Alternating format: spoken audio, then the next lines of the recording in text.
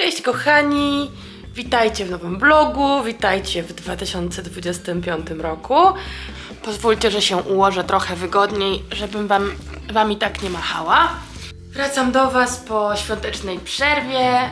Szczerze mówiąc, ten wyjazd do Polski był mi bardzo, bardzo potrzebny. Miałam taką po prostu potrzebę, żeby ktoś się mną zajął. I no gdzie jak nie u rodziców szukać takiego właśnie poczucia. Od kiedy wróciliśmy, minęło już kilka dni. Po tak intensywnym czasie z rodziną i ze znajomymi potrzebowaliśmy kilka dni, żeby złapać oddech i trochę wrócić do takich naszych rutyn tutaj w Francji. Szczerze mówiąc, ten ostatni weekend po Nowym Roku spędziliśmy na kanapie, oglądając Netflixa. Swoją drogą obejrzeliśmy The Perfect Couple. Bardzo spoko serial, super nakręcony, ale zakończenie trochę mnie rozczarowało. Ale że dzisiaj jest poniedziałek, to stwierdziłam, że jest to doskonały dzień, żeby rozpocząć ten vlog. Mam tutaj przed sobą spodnie. Chciałam wam pokazać, bo to jest coś, co przywiozłam z sobą z Polski. Nie spodnie, ale naszywki. A o co z tym chodzi? Otóż jakiś czas temu kupiłam sobie takie białe spodnie.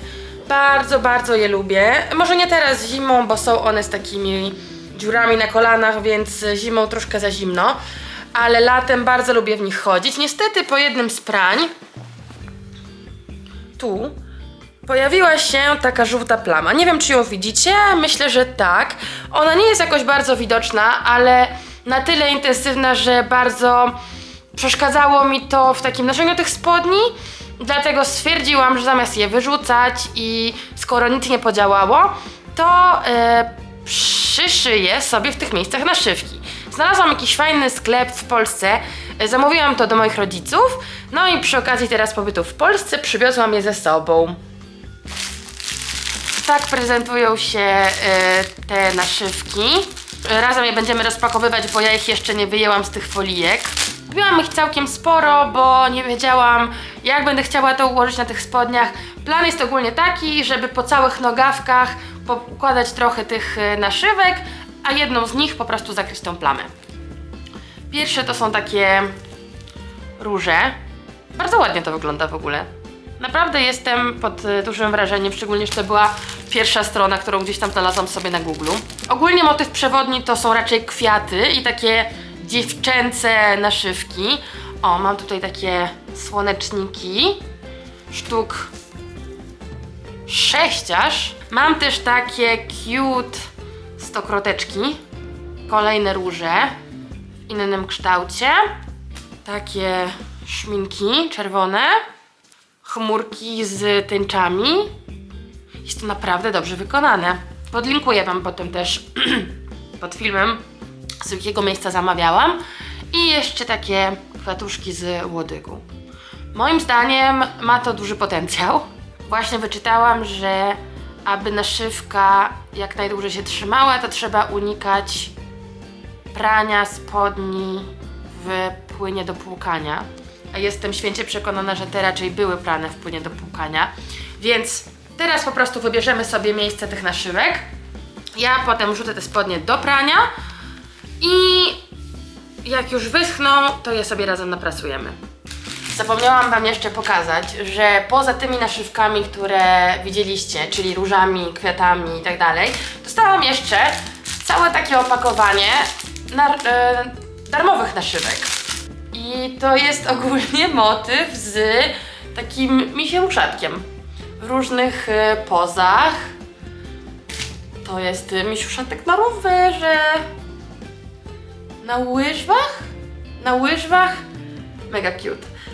Widzę to na jakiejś kurtce jeansowej. Mam taką jedną, która jest całkiem spora i którą noszę dość rzadko, a myślę, że takie naszywki mogłyby nadać jej charakteru.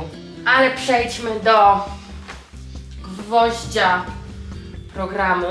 Zastanawiam się, czy chcę to zrobić symetrycznie, czy nie. No ale dobra, gdzieś musimy zacząć. Najpierw wybierzmy tą naprasowankę, która najlepiej zakryje tą plamę. Ta plama jest tutaj i jest dość duża, więc podejrzewam, że będę musiała złożyć na to tą największą naszywkę. Powiedzcie mi, jak Wam mija nowy rok? Czy macie jakieś postanowienia? Czy cele? Coś chcecie zmienić? Czy może po prostu podtrzymać wszystkie nawyki z 2024? U mnie ten rok zapowiada się raczej dość spokojnie. Ja już od dłuższego czasu raczej nie robię postanowień. A to dlatego, że ja mam taką brzydką wadę, że niestety lubię sobie dowalać presją i gdy w krótkim okresie czasu chcę zbyt dużo zmian wprowadzić w swoim życiu, to kończy się to u mnie raczej takim wypaleniem i zniechęceniem. Dlatego zamiast takich postanowień na sztywno wprowadzanych od początku roku, ja stawiam raczej na takie powolne zmiany w dłuższym okresie czasu. Staram się też bardzo pracować nad podtrzymywaniem nawyków, które mi służą, takich jak sport, sen, dobre jedzonko. To jest dla mnie bardzo, bardzo ważne i też najlepiej wpływa to na mój mental. Z takich ważniejszych celów dla mnie na 2025 rok to podtrzymanie sportowego życia. To akurat bardzo dobrze ułożyło mi się w 2024 i chciałabym to kontynuować. Chcę kontynuować bieganie, chcę kontynuować tańce, chcę kontynuować jogę. Ostatnie miesiące 2024 upłynęły mi na dość regularnym chodzeniu na zajęciach z jogi. Zaczęłam wprowadzać ten nawyk głównie dlatego, aby uniknąć kontuzji przed półmaratonem, a okazało się, że jakość snu po każdych zajęciach z jogi jest u mnie fenomenalna. Fenomenalna. Dlatego teraz staram się raz, 2 razy w tygodniu chodzić na zajęcia z jogi. Ładnie to wygląda nawet. Całkiem mi się podoba. Szkoda, że ten duży jest jedyny, który zakrywa tę plamę. Wolałabym, żeby był to ten słonecznik. A może ten słonecznik daje radę? I tak odwraca uwagę od tej plamy. Poza sportem, z takich cielesnych celów bardzo ważne jest dla mnie utrzymanie dobrej jakości snu, co do tej pory mam już całkiem dobrze opanowane, wiem co mi sprzyja, wiem co sprawia, że następnego dnia budzę się wypoczęta.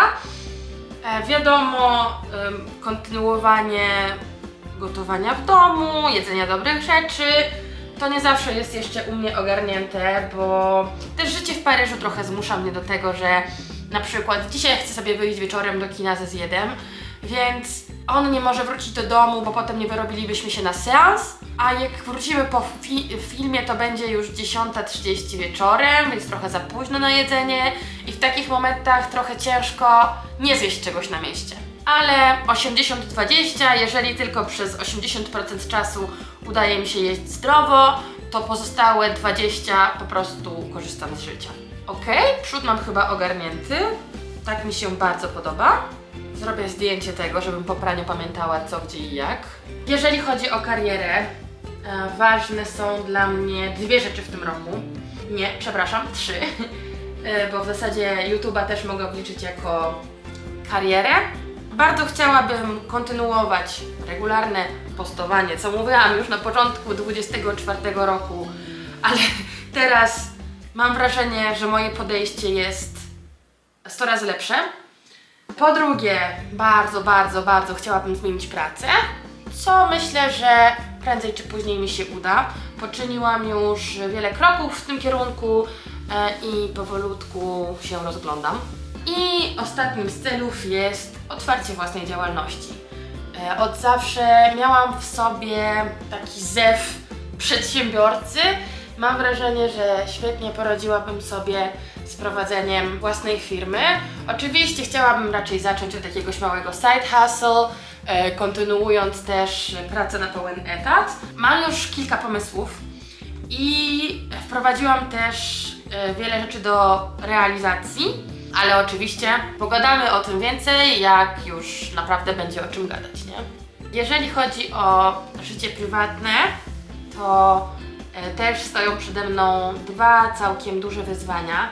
Jedno z nich już w dość bliskiej przyszłości. Bardzo, bardzo chcemy się przeprowadzić do innego mieszkania, więc może w najbliższych kilku miesiącach będziecie tutaj mieli vlog przeprowadzkowy. A drugą z rzeczy jest zaczęcie planowania naszego ślubu, co wydaje się tak ogromnym przedsięwzięciem do zorganizowania, że sama myśl o tym sprawia, że skręca mi się żołądek. Niestety tak to jest, że te związki międzykulturowe dają tyle wspaniałych rzeczy, ale jeżeli chodzi o organizowanie jakichkolwiek przyjęć rodzinnych, gdzie trzeba w jednym miejscu zgromadzić moją rodzinę z jedna rodzinę w odpowiednim czasie, to logistycznie staje się to bardzo, bardzo skomplikowane. Hej, tu jeszcze edytująca Natalia, bo przypomniało mi się, że zapomniałam wspomnieć o jednym z celów personalnych, który jest dla mnie równie ważny i jest to pokonanie mojego lęku przed jazdą samochodem, a szczególnie przed jazdą samochodem po Paryżu. Bardzo chcę być niezależna pod tym względem. 2025 rok to będzie mój rok. Wierzę w to całym serduszkiem. Więc jeżeli chodzi o postanowienia noworoczne, to ja to tak widzę, u mnie sprawia się to najlepiej. Nie spisuję sobie ich nigdzie, nie weryfikuję ich pod koniec roku. Zero niepotrzebnej presji, po prostu wiem, co jest dla mnie ważne i w codziennych wyborach staram się kierować gdzieś tam spełnianiem tych celów, ale jeżeli też coś mi nie wyjdzie, to nie jest koniec świata. Life happens. Wiele rzeczy może wydarzyć się w tym roku, o których nawet nie mam pojęcia i myślę, że jest to niesamowicie zdrowe podejście i nawet mogę przyznać, że trochę jestem dumna, że udało mi się w końcu dojść do miejsca, w którym umiem tak na luzie, wychillować i korzystać z życia.